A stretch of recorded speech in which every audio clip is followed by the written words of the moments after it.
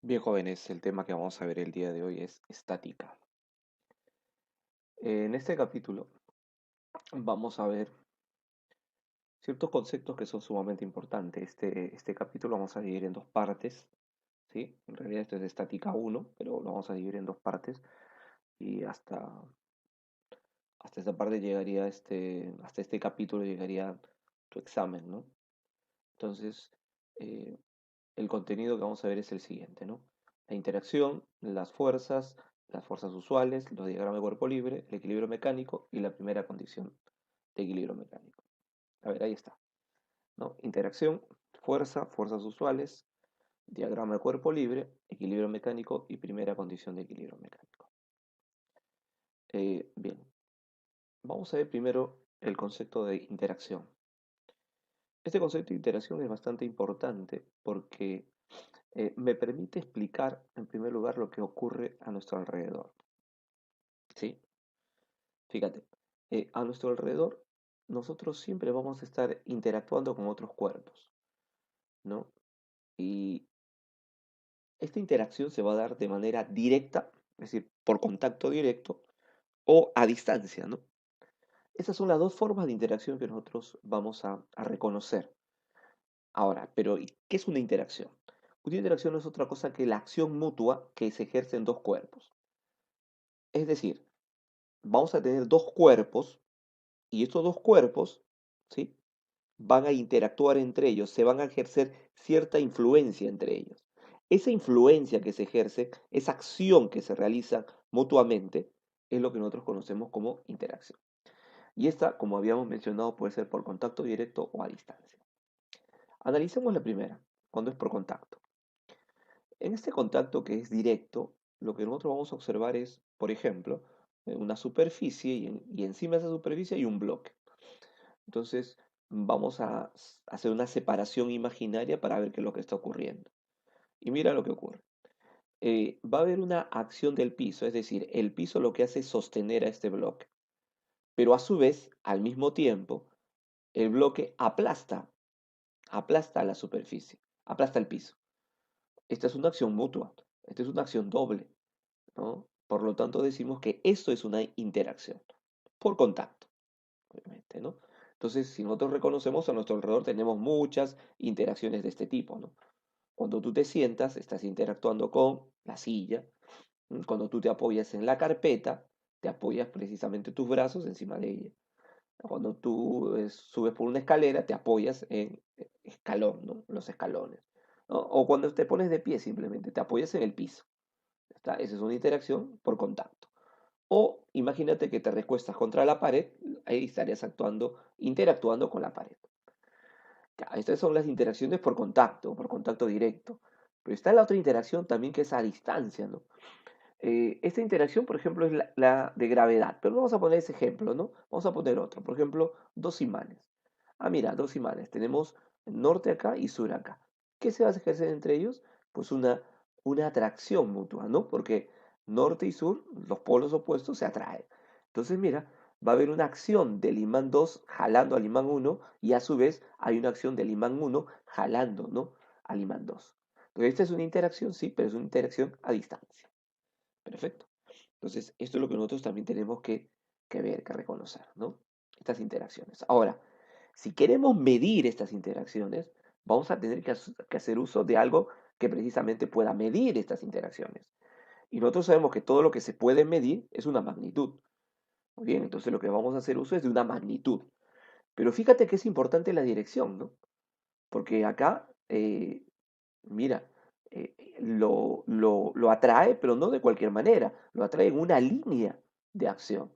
Lo mismo ocurre acá, en la interacción por contacto, ¿no? Se atraen por una línea de acción. Por lo tanto, debe haber una dirección ahí de por medio. Por lo tanto, la magnitud que nosotros vamos a utilizar para cuantificar, para medir las interacciones, debe ser pues una magnitud de tipo vectorial, ¿sí? Magnitud de tipo vectorial. Pero, ¿cuáles son las interacciones que nosotros vamos a considerar? Bueno, hay que hacer un brevísimo análisis de lo que es las interacciones. En la En la física, lo que vamos a ver nosotros es que existen cuatro tipos de interacciones que hasta la fecha han, han, se han desarrollado y que se están estudiando, ¿no?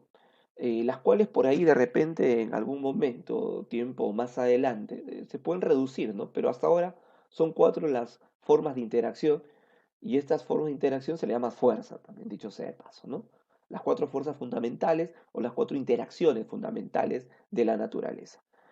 Estas interacciones son la interacción gravitatoria, que se da cuando dos cuerpos tienen masa, la interacción electromagnética, producto de la electricidad y el magnetismo, que poseen algunos cuerpos, ¿no? Que en realidad poseen todos los cuerpos en su interior, pero que se manifiesta en uno más que en otro, ¿sí? Estas son las que nosotros más conocemos, la gravitatoria y la electromagnética. La electromagnética tiene una variedad de formas en las cuales se manifiesta, ¿no? Y las principales acciones que nosotros vemos son estas dos las que están, las que están dominando, mejor dicho, nuestro mundo, ¿no? Lo que nosotros conocemos. Pero existen otras dos. Pero estas otras dos están eh, involucradas con el átomo, ¿no? Con la parte más pequeñita que nosotros conocemos de la materia. Específicamente con la parte del núcleo, ¿sí? Del núcleo del átomo. Esta es la interacción nuclear débil que permite explicarnos, en este caso, lo que, lo que ocurre en el interior de las, eh, en el interior de precisamente el núcleo de un átomo y la interacción nuclear fuerte. Entonces, estas son las interacciones más importantes que nosotros conocemos, ¿sí? Hasta ahora. Existen estudios modernos que están eh, uniendo estas cuatro fuerzas, principalmente estas tres últimas, ¿sí? Estas tres últimas, ya existen teorías que las juntan en una sola, y la idea central es que estas cuatro sean una sola, ¿no? Como inicialmente se supone que ocurrió en el Big Bang, ¿no? En el Big Bang, en la gran explosión, se entiende que todas las fuerzas eran una sola, ¿no? Entonces, de ahí la intención de querer juntar a las cuatro en una sola fuerza, ¿no? Que todavía no se ha logrado, pero que se está en camino a ello. Y a propósito de esto, lo que estamos hablando, las interacciones, la medida de las interacciones, pues nosotros lo hacemos a través de fuerzas, ¿no? La cuantificación de lo que es las interacciones se da a través de lo que son las fuerzas. Entonces, el concepto de fuerza será el siguiente. Primero, es una magnitud de tipo vectorial, lo habíamos mencionado, ¿no? Para medir las interacciones hace falta, ¿no? Se hace necesario tener una magnitud de tipo vectorial. Segundo, que esta magnitud vectorial va a medir la intensidad de las interacciones, es decir, cuantifica e indica la dirección. Cuantifica significa que queremos saber cuánto vale y además tenemos que saber hacia dónde va, ¿no? La, la fuerza. Entonces, las fuerzas podemos indicar que si son magnitudes vectoriales se van a representar pues, mediante un vector, ¿cierto? Recordando que todo vector va a tener un módulo, ¿no? Una medida, un valor, y además va a tener una dirección, es decir, se va a dirigir hacia algún lado. Entonces, la fuerza va a tener esta representación. Entonces, acá nosotros vamos a poder hacer uso de lo que nosotros conocemos como los vectores. Ahora, ¿sirve para representar a estas magnitudes? Por supuesto que sí. Nosotros sabemos que este joven empuja este bloque aplicando una fuerza, ¿cierto? Claro, aplica una fuerza y entonces mueve, logra mover, logra desplazar este objeto. Ah, perfecto. Entonces, pero ahora, en lugar de estar dibujando a la persona, lo que nosotros vamos a hacer, bueno, dibujamos al bloque, eso sí, pero en lugar de dibujar a la persona, vamos a dibujar lo que esta persona realiza. Y mira, está empujando, ¿no? Mediante este vector que representa la fuerza que realiza la persona, está empujando a el bloque. La unidad que se utiliza es el newton, ¿sí? La unidad a usar va a ser el newton. Y eso va a ser importante, es decir, va a haber 40, 50, 60, 70 newton, y eso para nosotros va a ser importante, ¿no?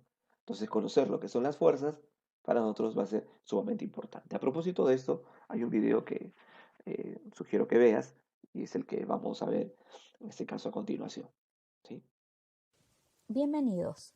Hoy hablaremos sobre las fuerzas en nuestra vida diaria.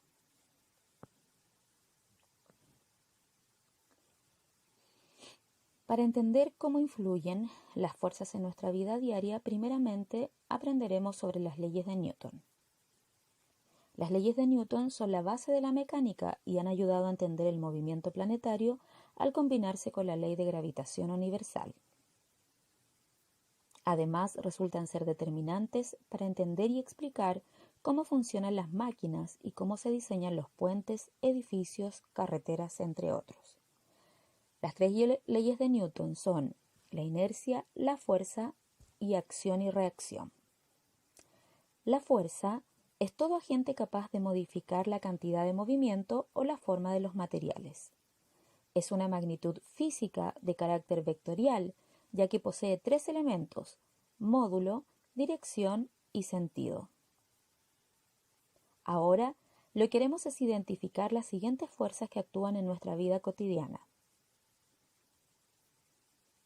Fuerza de peso, normal, de roce, elástica, electromagnética. Además vamos a incluir la presión, ya que está muy relacionada con la fuerza. La presión es la fuerza que ejerce el cuerpo perpendicularmente sobre el área en la que actúa. Como ya repasamos sobre la fuerza y la presión, veamos un video donde se puede identificar la interacción entre las fuerzas en situaciones cotidianas. En esta oportunidad entonces vamos a ver cómo en un acto tan simple como lavar la ropa se ven representadas las fuerzas que hemos visto hasta ahora. Para eso vamos a encender. Tenemos acá cómo está dando vuelta la ropa, cómo va girando, para calcular el peso del llenado que se hace a través de unos resortes, cuánto baja. Y ahí está llenando. Lo primero que haremos es hablar de la gravedad. La gravedad es una de las 4 interacciones fundamentales observadas en la naturaleza y es la que impide que esta lavadora salga disparada hacia los cielos. Ahora, hablaremos sobre el peso, la fuerza-peso. El peso de un objeto es la fuerza de la gravedad sobre el objeto y se puede definir como el producto de la masa por la aceleración de la gravedad. Por lo tanto, se mide en newtons y su dirección es siempre perpendicular, representada en este caso con el vector de color verde. Es aquí donde haré referencia a otra fuerza ejercida sobre la lavadora, que es la fuerza normal. La fuerza normal se define como la fuerza que ejerce una superficie sobre un cuerpo apoyado sobre ella. Cuando la superficie en la que está apoyado el cuerpo es horizontal, como en el caso de la lavadora, la fuerza normal y la fuerza peso tienen la misma magnitud y dirección, pero en sentidos opuestos. Acá también mencionaré la presión, ya que está íntimamente relacionada con las fuerzas que estamos observando. Recordemos que cada vez que ejercemos una fuerza sobre un objeto, no solo lo hacemos en una dirección y un sentido, sino también sobre cierta área. Es ahí donde se ejerce la presión. En este caso, es la presión de la lavadora hacia el piso. Además, en esta sesión de lavado, una de las fuerzas fundamentales es la fuerza de roce, ya que por medio de ella se lava la ropa. Sabemos que la fuerza de roce es aquella que existe entre dos superficies en contacto, que se opone al movimiento entre ambas superficies o que se opone al inicio del deslizamiento. Existen 3 tipos de fuerza de roce: por deslizamiento, por rodamiento y en fluidos. Específicamente nos incumbe la que es de roce en fluido. Ahí está funcionando el sistema de lavado, va girando el agua y se lava la ropa por el roce que tiene la ropa con el agua, que permite que ésta vaya limpiando a través que se impregne el detergente. La fuerza elástica.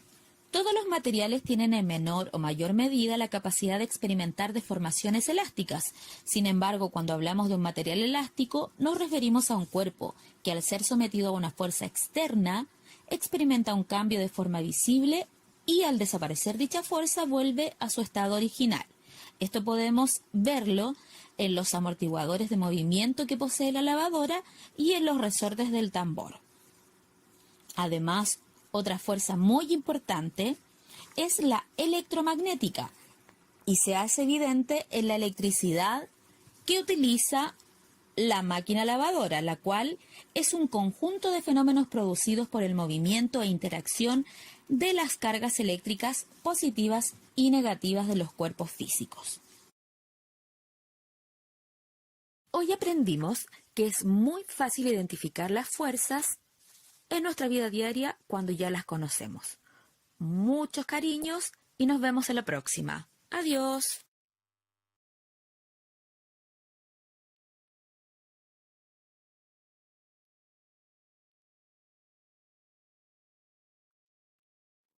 Bien, vamos a hablar ahora sobre las fuerzas que se presentan con mayor frecuencia a nuestro alrededor.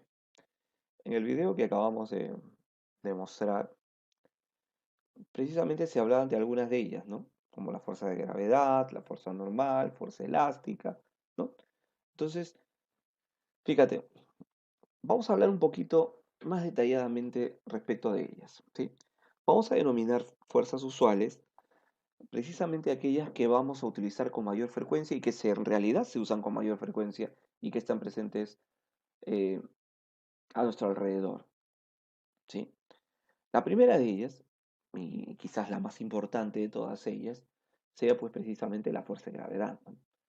Esta fuerza, de alguna manera, ya la hemos estudiado cuando habíamos visto el movimiento vertical de caída libre, pero ahora vamos a analizarla un poquito mejor. Mira, esta fuerza de gravedad se da siempre y cuando existan dos cuerpos, ¿no? Dos cuerpos que tienen masa. Y esos dos cuerpos que tienen masa se van a atraer. Por eso se dice que la fuerza de gravedad es una fuerza de atracción o una fuerza atractiva, ¿sí? No es una fuerza de repulsión, ¿no? Es una fuerza siempre de atracción. Primera, primera situación que nosotros tenemos que considerar. Segunda, actúa en todos los cuerpos. Es decir, no existe ningún cuerpo que se salve de la acción de esta fuerza. Todos los cuerpos van a estar sujetos a la acción de la fuerza de gravedad, por muy pequeños que sean, o por gigantes, con más razón, ¿no? Pero aquellos que son muy pequeños también están sujetos a la acción de la fuerza de la gravedad. Lo que pasa es que ahí se puede despreciar su efecto, ¿no? Pero no significa que no actúe. En tercer lugar, la forma en la cual se va a dibujar, porque recuerda que si es una fuerza se puede dibujar como un vector. Entonces, ¿de qué manera dibujo esto? Bueno, se dibuja desde el centro de los cuerpos, dirigido hacia el centro de la Tierra, ¿sí? Nosotros podemos decir que se dibuja de manera vertical, ¿no? Verticalmente hacia abajo. Entonces, por ejemplo, tenemos esos cuerpos. ¿Cómo se va a dibujar la fuerza de gravedad en estos cuerpos? Bueno, se ubica en este caso en el triángulo el baricentro, ¿no? Que es el centro del triángulo, y ahí se dibuja la fuerza de gravedad. En ese bloque, que es rectangular, se ubica la intersección de las diagonales y ahí se dibuja la fuerza de gravedad. Y en una circunferencia o en una esfera es más sencillo, no es el centro de la circunferencia o esfera, ¿sí? Ahora, la fuerza de gravedad se puede determinar, se puede medir, claro, se calcula de la siguiente manera, multiplicando la masa por la gravedad. Ojo, la gravedad se entiende por la aceleración de la gravedad, que vale 10 para nosotros, ¿no? Entonces, es decir, si este triángulo tiene una masa de 2, su fuerza de gravedad será 20 newton. Si este bloque tiene una masa de 3, su fuerza de gravedad será 30 newton. Si esta esfera tiene una masa de 7, será 70 newton. Así de fácil, ¿sí? Por lo tanto, es lo que nosotros vamos a tener que determinar y la fuerza de gravedad es sumamente sencilla. Esa es la primera fuerza. Segunda fuerza importante, la fuerza de tensión. Oye, mira, la fuerza de tensión también es importantísima, pero a diferencia de la gravedad, esta ya no actúa en todos los cuerpos. Para empezar, la fuerza de tensión es una fuerza interna, es decir, va a actuar en el interior de la cuerda, ¿sí? Es decir, solamente actúa en cuerdas, pero cuando estas cuerdas están estiradas. Ojo ahí, ojo ahí. Van a actuar, sí, pero siempre y cuando estas cuerdas estén estiradas, ¿sí? Esa es la condición.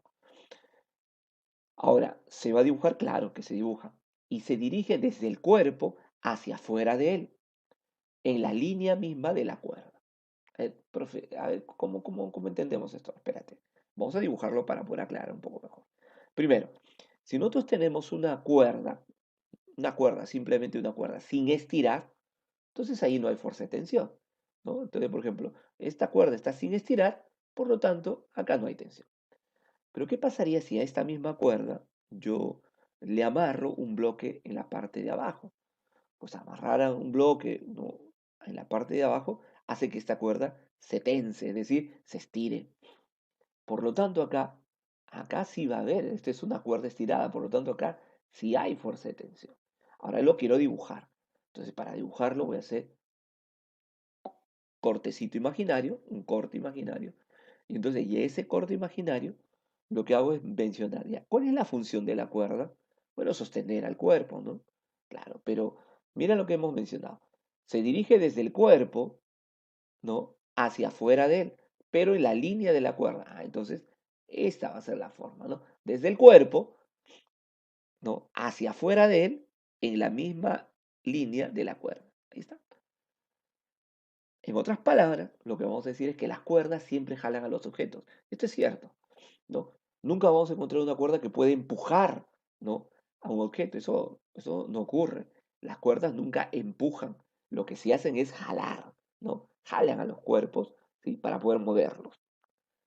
Eso es importante también de recordarlo. La otra fuerza importantísima es la fuerza normal. Cuando hablamos de la fuerza normal, primero, esta es una fuerza de naturaleza electromagnética, ¿sí?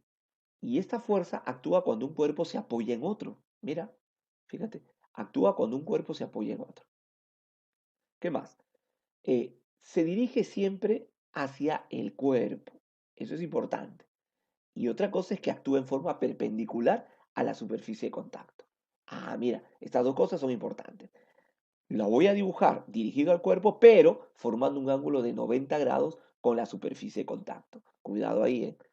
Entonces, a ver, ¿cómo hacemos para graficar?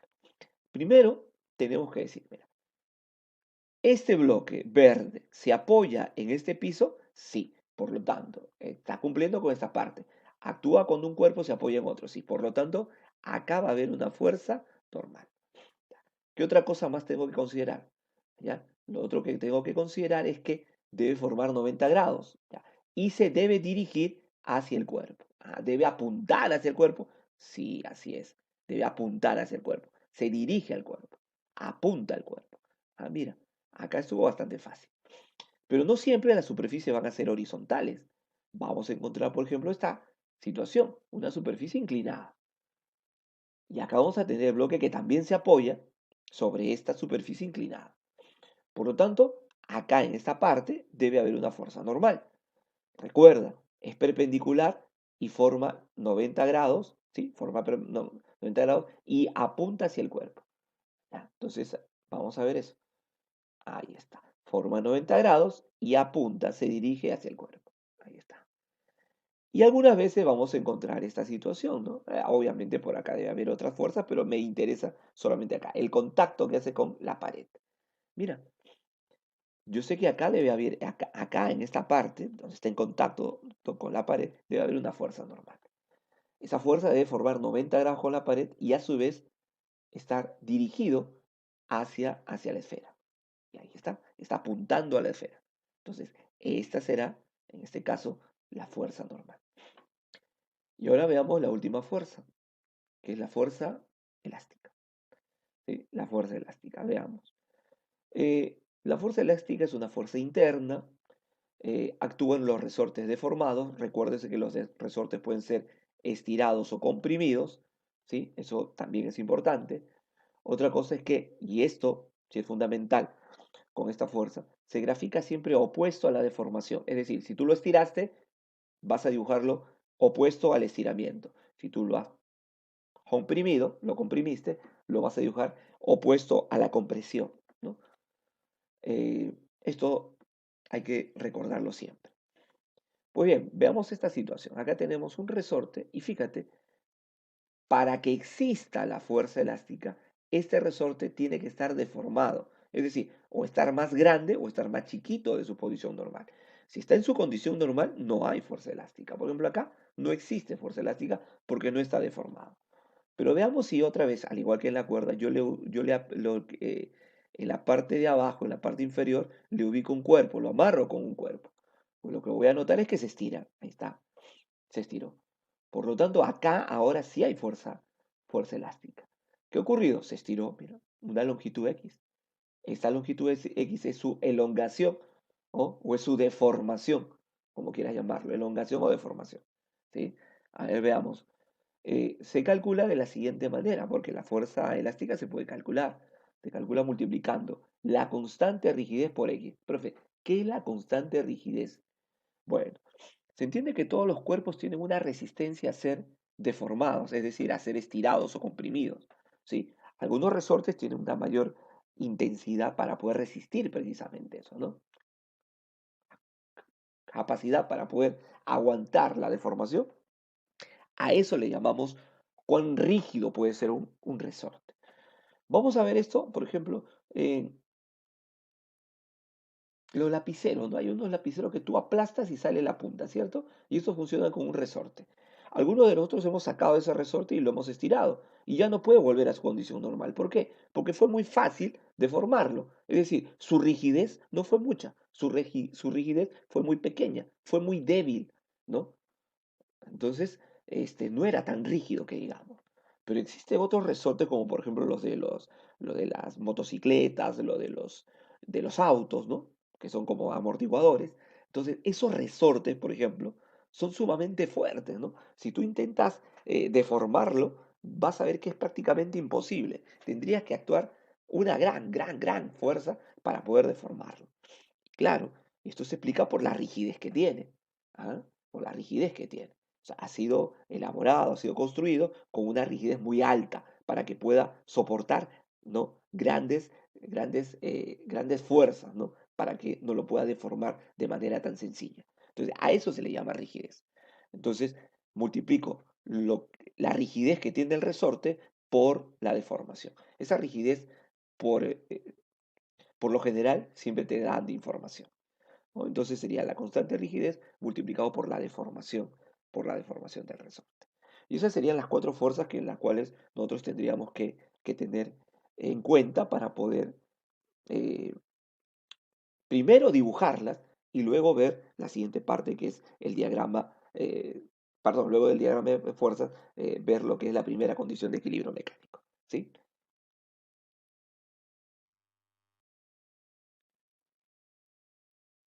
Bien, vamos a empezar ahora lo que se denomina el diagrama de cuerpo libre. Fíjense, una vez que nosotros conocemos las fuerzas las cuales son cuatro, ¿no? Fuerza de gravedad, fuerza de tensión, fuerza normal y fuerza elástica, nosotros tendríamos que dibujarlas bien para luego proceder recién a lo que corresponde con identificar el equilibrio mecánico y luego aplicar la primera condición de equilibrio mecánico. Entonces, veamos lo siguiente. ¿A qué le llamamos un diagrama de cuerpo libre? Es el dibujo de las fuerzas que actúan sobre un cuerpo. Eso es todo. Por ejemplo, tengo a esta esfera que se está apoyando pues en una pared y está sujeta a su vez por una cuerda. Entonces yo tengo que dibujar qué fuerzas son las que actúan sobre este cuerpo. Entonces la primera fuerza que yo sé que siempre actúa sobre cualquier cuerpo es la fuerza de gravedad. Por lo tanto, es la primera que yo voy a dibujar, fuerza de gravedad. A continuación, noto que acá hay una cuerda, por lo tanto, voy a dibujar la fuerza de tensión. Fíjate, lo he dibujado, ¿sí? Desde el cuerpo, ¿no? Saliendo del cuerpo, ¿no? Alejándose del cuerpo, pero en la misma recta que la tensión, ¿no? La misma recta que la cuerda, en todo caso, ¿sí? Y bueno, sabemos que acá choca con una pared, por lo tanto ahí hay una fuerza normal, se apoya en una pared, por lo tanto hay una fuerza normal que forma 90 grados y que apunta hacia el cuerpo, ¿sí? Esas serían las tres fuerzas que actúan sobre este cuerpo. ¿Está? Y a eso le llamamos el diagrama de cuerpo libre. Veamos otro ejemplo. Ah, mira, acá es un poco más complejo, porque acá tenemos cuerpo A, cuerpo B, cuerpo C, y a su vez están unidos por cuerdas, por tres cuerdas, una cuerda, segunda cuerda y tercera cuerda, que a su vez están unidas en este punto. Entonces, acá en realidad se van a hacer cuatro diagramas de cuerpo libre, ¿no? Entonces vamos a hacer uno por uno. Vamos a empezar por los más fáciles. Vamos a empezar por B y por C, ¿no? ¿Y por qué lo dejamos A? Porque acá está sujeto a otras fuerzas. Entonces empecemos por lo más sencillo. Empecemos, por ejemplo, por B. ¿Qué observamos en B? Observamos que en B primero tiene su fuerza de gravedad. Ahí está, fuerza de gravedad. A continuación va a tener la fuerza de tensión. Mira, ahí está, la fuerza de tensión. ¿Sí? Esta cuerda le llamamos cuerda 1, por lo tanto está la fuerza de gravedad de B y la tensión 1 que va para arriba. Ahí queda. ¿No existe ninguna otra fuerza más? No, pues porque sobre él no está actuando ni la fuerza elástica, ni tampoco se apoya en ninguna superficie. Por lo tanto, tampoco hay normal acá. Solamente está la gravedad y la tensión. Vamos a analizar al cuerpo C, que debe ser algo similar, ¿no? Porque vemos que no se apoya y no es resorte. Entonces acá actúa la fuerza de gravedad de C, actúa la tensión, que en este caso le llamaremos tensión 2, y son las únicas que actúan sobre ese cuerpo C. ¿Está? Muy bien. Nótese que acá hay la cuerda 1 y acá está presente la cuerda 2. Esta cuerda 2, mira, da la vuelta por acá por la polea y se une con la cuerda 1 precisamente en este nudo. Voy a analizar ese nudo. Fíjate, yo sé que ahí actúa la tensión 1. ¿Ya está? Sé que también va a actuar la tensión 3, que le denomino 3, la que está por este lado. Y también actúa la tensión 2, ¿no? La que está unido con el cuerpo C. Estas son las tres fuerzas que actúan en ese nudo, ¿sí? Sobre el cuerpo. Obviamente el nudo no va a tener fuerza de gravedad, ¿no? Se entiende que no. ¿Sí? Por lo tanto, esas son las tres fuerzas que actúan sobre ese nudo. Ahora analicemos qué le pasa al bloque A. Mira, el bloque A, dado que acá hay una tensión 3, soporta la acción, ¿no? Es jalado por una cuerda, que en este caso es la cuerda 3, esa es la fuerza que voy a dibujar. También sé que hay una fuerza de gravedad que va dirigida hacia abajo, y como está apoyado en una superficie, existe una fuerza normal que va hacia arriba, ¿no? Perpendicular y apuntando al cuerpo. Pero mira, acá hay un resorte. Se entiende que la tensión 3 lo está jalando, por lo tanto, este resorte está estirado. Entonces, la fuerza elástica va en esa dirección. Fíjate, ahí habría realizado el diagrama de cuerpo libre de, de estos tres cuerpos y a su vez también de este punto de unión de las tensiones, que es importante decir que es un nudo. También se hace el diagrama de cuerpo libre de aquellos puntos que unen a cuerdas, a los cuales se le llama el nudo. ¿Sí? Bueno, ahora pasaremos a ver lo que es el equilibrio mecánico.